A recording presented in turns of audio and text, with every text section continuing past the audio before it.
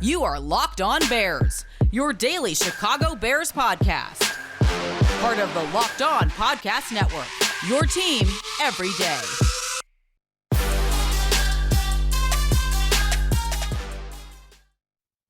The Chicago Bears are competing with 3 other teams for general manager candidates and 7 other teams for head coaches. But the Chicago Bears do also belong at, or at least near the top of the list for candidates picking their desired job. This is Locked On Bears, and I'm your host, Lorin Cox. I'm an analyst for Pro Football Focus, and I'm here to bring you your daily, in-depth Chicago Bears news and analysis. You can follow me on Twitter at CoxSports1. You can follow the podcast on Twitter at Locked On Bears. You can like Locked On Bears on Facebook. Join the Locked On Bears Facebook group for even more Bears talk. And make sure you hit that subscribe button on the Locked On Bears YouTube channel to keep up with all of our video podcasts as well. Thanks for making Locked On Bears your first listen today and every day. On the show today, we put the Chicago Bears openings, GM and head coach, side by side with the other teams looking to hire the same candidates for the same positions. We'll kind of go through what each of the other competitors has to offer on their roster, their cap space, their free agents, their draft picks, and so much more, and try and sort of put that side by side and stack it up with the Bears and go through what a candidate might be considering if, multiple teams are interested in him, which team should be the favorites, which teams have the best openings, which teams should be the most enticing for any potential candidate. And more so, we're not necessarily going to rank every team in a certain order, but we're just going to try and figure out where exactly the Bears fall in that category. We'll start with the general manager spot because there's only 3 other teams competing a general manager. Bears include one of the 4 with a general manager. And all of this has sort of been updated a little bit with the Raiders just now firing Mike Mayock, or I guess not retaining Mike Mayock, and the Texans were also late to the head coaching game with firing David Culley a bit after most other teams had already made their head coaching decisions. And I think as we start to go through this, you said at the top, I think the Bears for me are going to end up at or near the top of these rankings, but there's going to be some different things to consider, and different candidates may come in with different perspectives and different thoughts on how you might weigh the strengths and weaknesses of the openings. But I want to start by kind of going through some of those strengths and weaknesses in the first place so we can kind of get a sense of where these teams are. So when you think about the general manager spots, New York Giants, right? Dave Gettleman, quote unquote, retires. Maybe a nice friendly way to, have him ride off into the sunset as opposed to firing him the way the team may have opted for had he not ultimately retired. Giants are an interesting case because it was a mess with Joe Judge, and Daniel Jones is a massive question mark at quarterback. He's looked like a starting caliber quarterback, but has not really consistently looked like an above average starting caliber quarterback. And so as he approaches the question about his 5th-year option and then, a potential major contract extension after that, has he shown you so much that you don't look at other quarterback options? I mean, I maybe a general manager comes in and loves Daniel Jones, but I kind of doubt it, especially when I think one of the real strengths of the Giants as a head coaching opportunity, a general manager head coaching opportunity, and really it's kind of both, right? But especially as a GM, their draft picks. They have the Bears first round pick. That gives them 2 top 10 picks in this draft, number 5 and number 7. It's a great opportunity to grab another quarterback to compete with Daniel Jones, or if you really believe in Daniel Jones, I guess, grab 2 quality young players to add to a core there that's not the best young core in the NFL, but they do have some young players on both sides of the ball to work with. They just used a first round pick wide receiver on Kadarius Toney, young receivers, and Darius Slay. Even Kenny Galladay is still on on the positive side of 30 along the offensive line. Recent first-round picks, Andrew Thomas at offensive tackle, Will Hernandez at guard. You got a young tight end in Evan Ingram, Saquon Barkley, of course, in the backfield, although injuries have been a problem there. Defensively, you have Azeez Ojulari at the edge, Dexter Lawrence in the defensive line, Xavier McKinney at safety. I mean, you do have some pieces along the way to where you could add a couple of top 10 picks, and all of a sudden there's something to work with there, something a general manager could be really excited about the possibilities. There's also some free agents that Gettleman has signed that are taking up a pretty decent chunk of change that you're going to have to work around there in terms of salary cap flexibility. They're not going to be in, salary cap hell, as they call it in the NFL right now, but there's some pros and cons to that position, certainly. Vikings are all about Kirk Cousins, one of the other GM openings here, right? Given that Kirk Cousins' salary cap number is about to be $45 million, you either have to trade him to another team or give him a contract extension, and you're probably going to get a first round pick for him. How high, to be determined, but you pair that with the 12th pick that the Vikings have. That's some ammunition to move up if you're going to trade up for a quarterback, or I guess if you really like Kellen Mond. But they've got an aging defense too that's going to need some retooling. Love the wide receivers that they have, Dalvin Cook in the backfield, some younger offensive linemen, but I don't know that they're bringing a ton else. Not that there's zero else, but not a ton else that you really get like super fired up about if I'm a potential general manager looking at that. But Kirk Cousins could be enough to maybe swing me one way or another if I really had strong feelings about Kirk Cousins. And I think it's a similar conversation with Derek Carr and the Las Vegas Raiders, right? You got Carr, you got Darren Waller at tight end, you got Josh Jacobs at running back. It's not a bad trio to go into there. Plus, on the defense, they've got some pass rushers. Crosby and Ngakoue and Nassib have all been pretty solid rotational there. Secondary in the back end of that defense definitely needs some work. Offensive line, still a work in progress. Wide receivers, still a lot of work needed there. But and again, picking in the 20s, they were a playoff team. So if you want to step in as GM and compete, I guess that's part of the conversation there too. There's plenty to like there. And out of the three, I mean, Carr is currently, I think, out of the four, when you include the Bears, I think Carr is currently the best quarterback between Cousins, Carr, Daniel Jones, and Justin Fields. Right now, Derek Carr is the best quarterback there. So that's something for a general manager to consider and say, you know what? It's a sure thing. We know what Derek Carr is and isn't. We kind of know what Kirk Cousins is and isn't, but Carr has, I would argue, fewer limitations and a little bit more upside. Is just generally speaking a better quarterback overall. He's not a top 5 quarterback. He's not an elite game-changing quarterback, but you can win a lot of games. You can make the playoffs. Heck, the Raiders fired John Gruden in a huge mess with an interim head coach and still made the playoffs with Derek Carr. Obviously, it was not a good playoff game, but still, it's something that they were able to persevere and make the playoffs with some of the talent that they do have. It's a very different style of environment than what the Bears have, and we'll kind of go through some of the other head coaching candidates here before we really summarize everything and put the Bears side by side here with different teams with different openings here that don't just have the GM openings, but just have the head coaches. Next on Locked On Bears. If you want to bet on which head coaches might be hired where, our friends at BetOnline.ag are going to be the place to go. The number one place we recommend for all of your sports betting needs, not just prop bets on head coaches like Brian Flores, Doug Peterson, among the favorites for the Chicago Bears prop bet on who will be the next Bears head coach. But then, of course, you can bet on all your favorite sports: basketball, hockey, soccer, tennis, baseball when that season comes back around, boxing, UFC, and so much more. Plus, all your favorite Vegas casino games online as well. So don't wait to take advantage of all the amazing offers they have available for 2022. Sign up today for a free account. Enter in our promo code LOCKED ON, and you're going to receive a free 50% welcome bonus on your first deposit.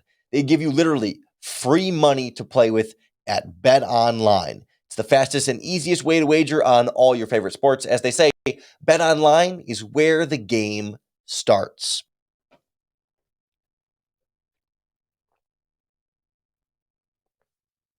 A little parched. When you look across the head coaching openings, I think a lot of the arguments for GM are going to be similar for head coach for the three teams we mentioned already: the Giants, the Vikings, and the Raiders. But in terms of the head coaching spots, I think right away among the other teams, the Miami Dolphins stand out as the one closest to the playoffs this year, right? I mean, they were pretty darn close. It was a surprise firing there of Brian Flores, and maybe some thoughts that Flores and management were getting along, maybe some thoughts that Flores and Tua Tagovailoa weren't getting along, but it wasn't purely like Brian Flores bad coach as it was Brian Flores it's complicated, right? So Tua remains a big question mark in this discussion in some of the same ways that we talk about Daniel Jones, right? We've seen Tua Tagovailoa can be a winning quarterback in the NFL. Do we know yet exactly how much of a winning quarterback, right? I mean, he looks like a starter for sure. And we're not quite. It's not Mitch Trubisky where it's like, oh man, is he a starter? Is he not? But it's more so like where in that range. Is Tua more Andy Dalton, or can he be something still a little bit better? The Dolphins had offensive coordinator turnover throughout their tenure there. Has he been put in the best position to be successful? Maybe not completely, but so again, if you're a head coach trying to weigh this stuff, Tua Tagovailoa can be a positive. There can be a negative. I mean, they do have also some weapons there. Of course, drafted Jalen Waddle in the first round, Devontae Parker, Albert Wilson in the slot there. Used some recent draft picks on the offensive line, trying to get some things together. You got Mike Gesicki at tight end, so there's some pieces there defensively. A few guys, they kind of did some talent shedding and some moving around. Some free agents, some younger guys have stepped up. There's pieces there. It's not a full-fledged, deep, strong defensive core, but they're a few pieces away from certainly being a playoff team, and if not, maybe a division contender in there. Again, kind of depending on what's going to happen with Tua Tagovailoa. He's one of the big quarterback question marks in this. I guess to some extent the Broncos have the even bigger quarterback question mark because they have two quarterbacks, but they don't really have any quarterbacks in the future, right? We kind of saw that Bridgewater's not really making a big difference there, and Locke doesn't really look like the quarterback of the future there either. So that's a bit of a mess to try and clean up, financially, what's going to happen with Bridgewater and all that, and how they're going to try and get rid of both of those guys and try and get something for them, or how they might handle that is going to be a little bit messy. I mean, unless a head coaching candidate came in and really liked Drew Lock or really liked Teddy Bridgewater, but to me, that one feels a bit on the messier side from a quarterback standpoint. Another team with recent draft picks at wide receiver, tight end, a couple of spots in the offensive line, right? I mean, they're getting some of that younger offensive core together, but quarterback is a big potential hurdle for them.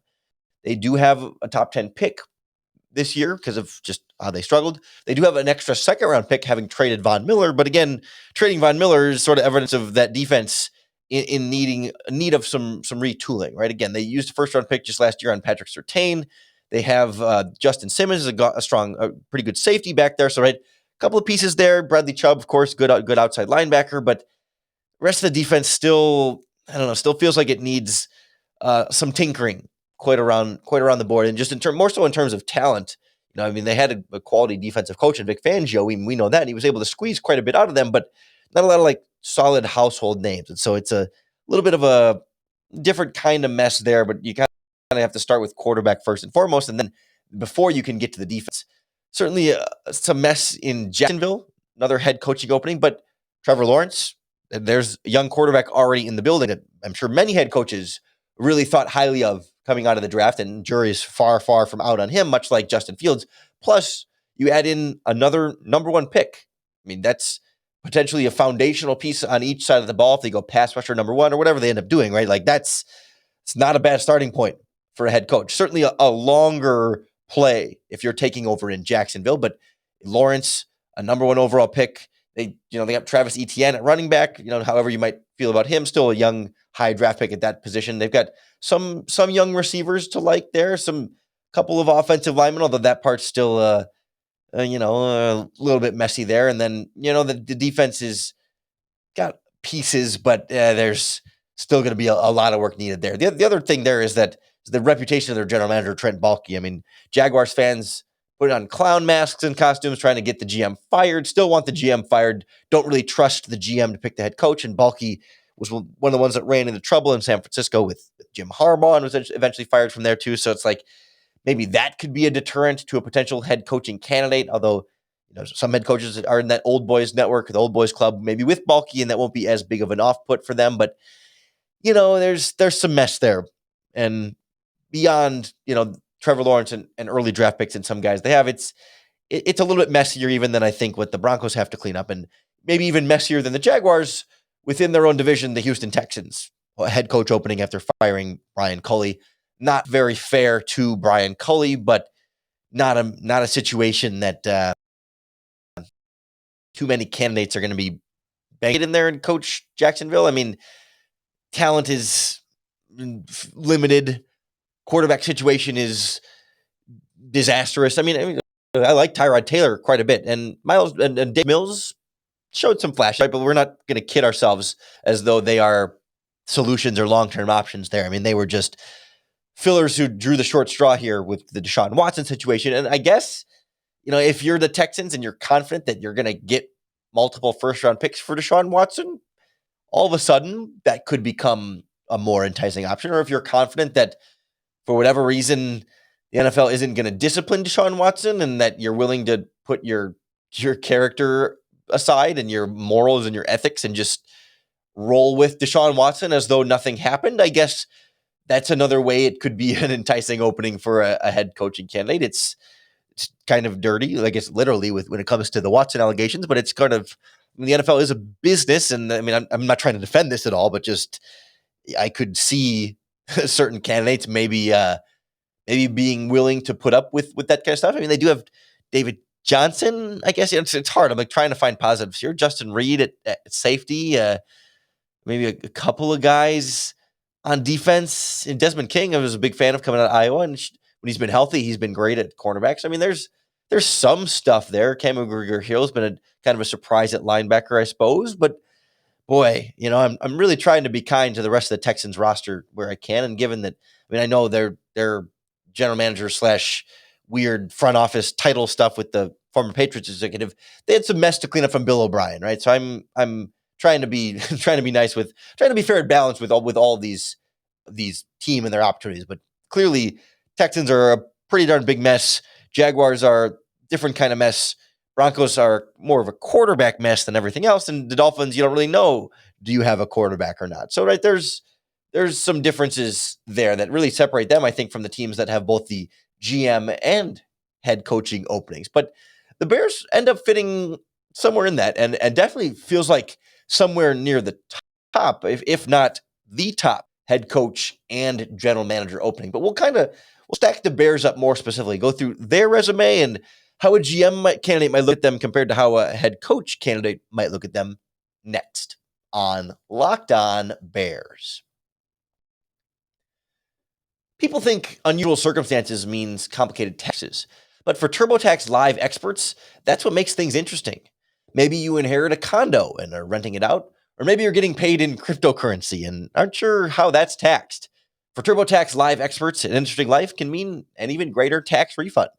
Luckily, TurboTax Live can match you with the right expert who has experience in your unique situation and can answer all your tax questions right from your phone or computer. They can even take care of the whole filing process for you if you want. So whether you launched your own startup in 2021 or you're working multiple jobs and juggling multiple incomes, certainly I fall into that category, an experienced TurboTax Live expert can help you during the entire tax filing process, or they can do your taxes from start to finish too, to get you the tax deductions you deserve. I know there's some new ones popped up here in the last year that Lord knows I'm not up on all the different new tax deductions. So head on over to TurboTax.com to learn more. You do your thing, they've got your taxes. Intuit TurboTax Live. The Chicago Bears certainly are not a team that's clearly far and away better than every other option, right? The Bears have very real flaws in this roster, in this situation, if head coach candidate.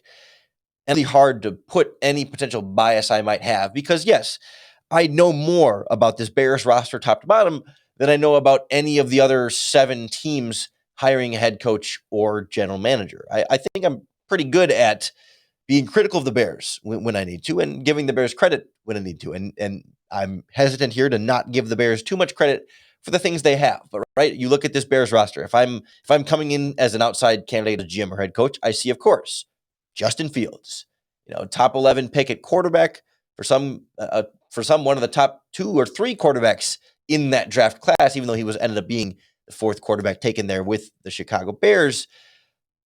But, some GMs might view him differently than we might in Chicago, but at least we've seen a season of him. Plus you have David Montgomery in the backfield, Darnell Mooney at wide receiver, not a terrible triplet. Certainly I think you can look around and see, Dalvin Cook and Justin Jefferson and Adam Thielen in Minnesota, a better running back wide receiver group.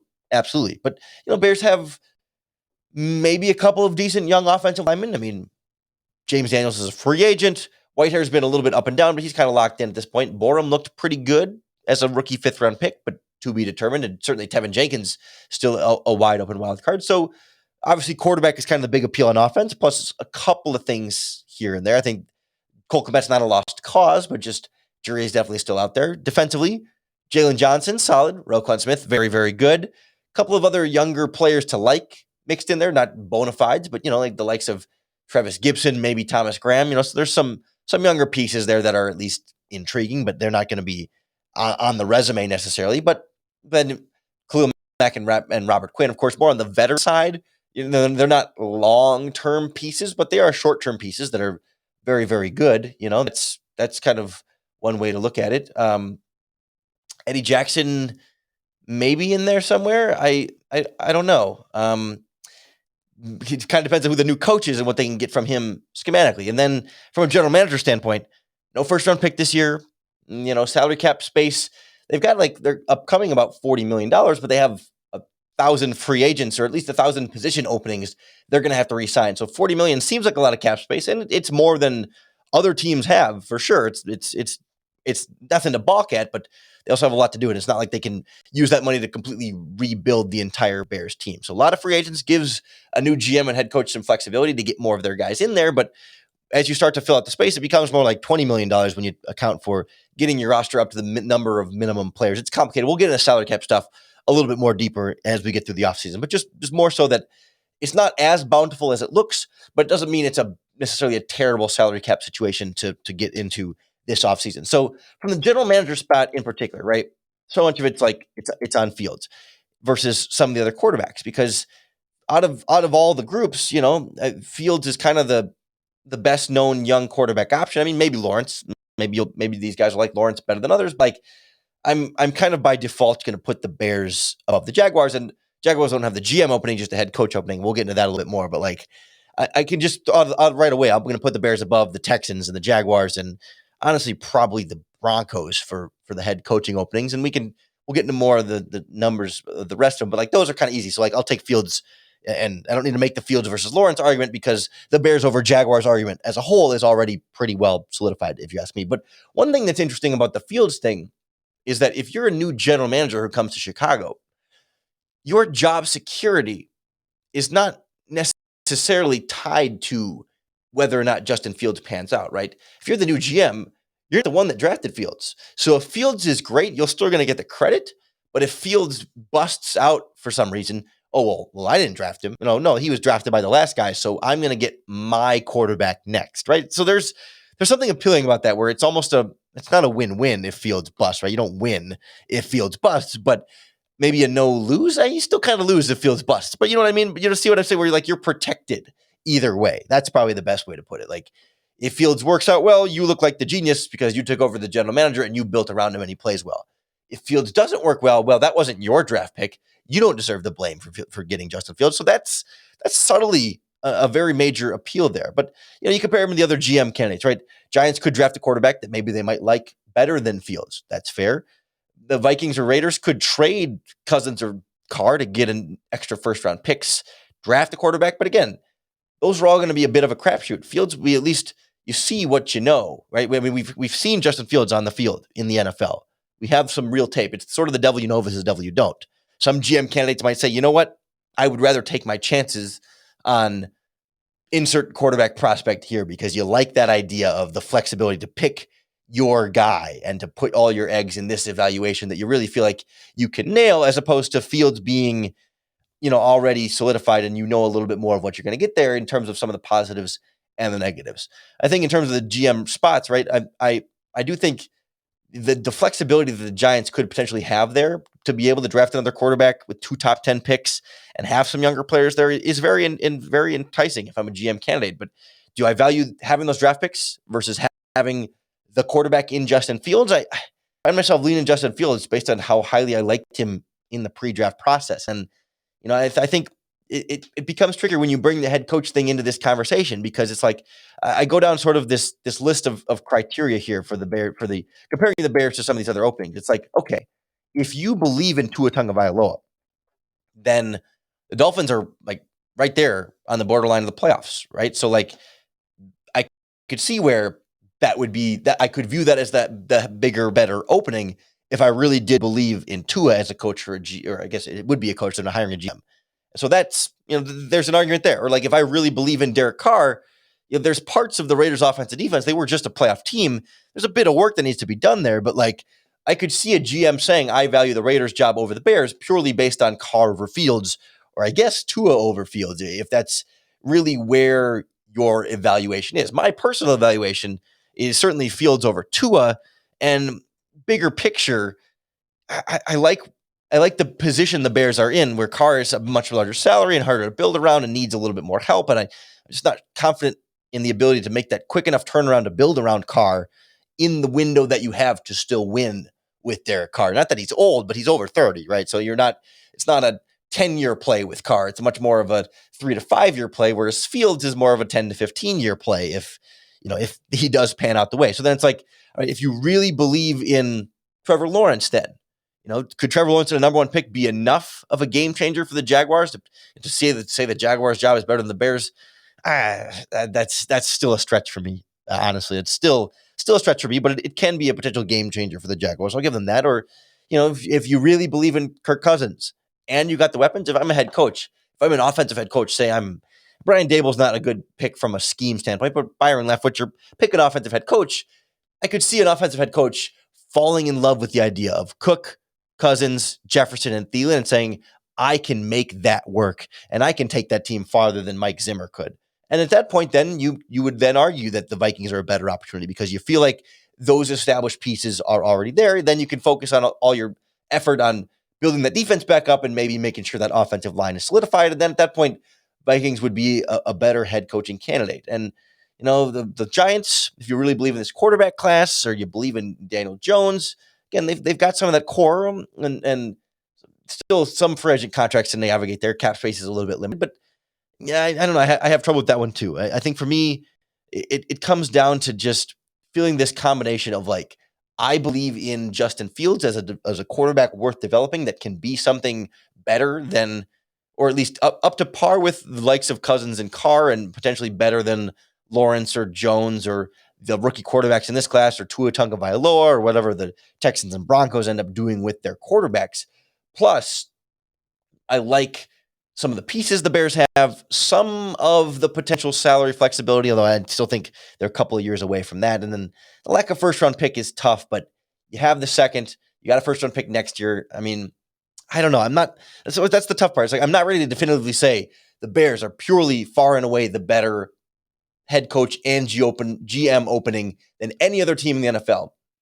But I think there's a strong enough argument for both of them where I'm willing to hear that and go there, right? I think it's closer to a coin flip with teams like, depending on how you feel about some of the quarterbacks. I mean, that's really what it comes down to. And I trust Justin Fields in that evaluation, that if the right coach and GM can build around him the right way, we've seen enough from him as a rookie quarterback to not be dissuaded from what we saw from him at Ohio State. And him still being on the rookie quarterback contract makes him so much easier to build around than Kirk Cousins, than Derek Carr. And so quarterback weighs so heavily for me in this conversation. And that's why I think the Bears belong at or near the top of any of these head coach and GM openings. Curious to know what you think. Let me know either on Twitter at Locked On Bears or in the comments here on the YouTube video here, if that's how you're tuning in and following along. I appreciate everyone who's been